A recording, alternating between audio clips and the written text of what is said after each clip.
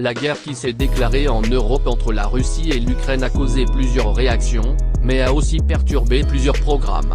Dans cette vidéo, nous allons voir les réactions dans le monde du foot par rapport à la guerre.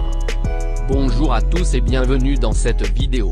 Nous allons commencer par les barrages pour le ticket de la Coupe du Monde Qatar 2022.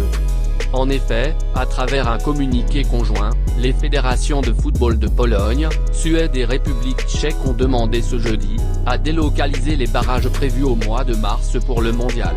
À cause de l'escalade militaire, ils ne souhaitent pas que leurs équipes puissent se rendre en Russie, et demandent à l'UEFA et à la FIFA d'agir au plus vite. L'escalade militaire que nous observons entraîne de sérieuses conséquences et une sécurité considérablement moindre pour nos équipes nationales et nos délégations officielles, remarquent les fédérations.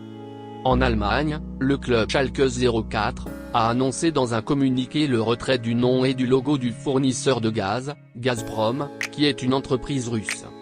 Au vu des événements, développements et aggravations des derniers jours, le FC Schalke 04 a décidé de retirer le mot Gazprom de ses maillots, indique jeudi le club dans un communiqué. Les maillots seront floqués du simple nom Schalke 04, à partir du prochain match samedi à Karlsruhe. Alors que la finale de la Ligue des Champions 2022 était prévue à Saint-Pétersbourg en Russie, selon l'agence américaine AP Times, l'UEFA aurait décidé de délocaliser cette finale.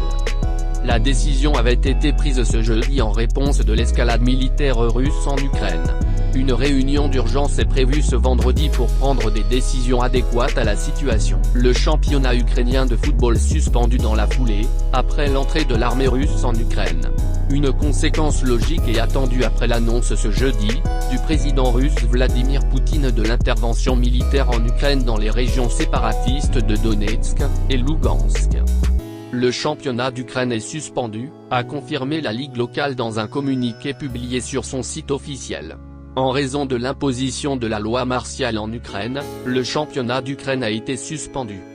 Le footballeur et international russe, Fedor Smolov, a pris une position courageuse par rapport à la guerre entre son pays et l'Ukraine. Non à la guerre, a-t-il écrit sur son compte Instagram, accompagné d'un emoji de cœur brisé et d'un drapeau de l'Ukraine. Il est le premier international russe à prendre position.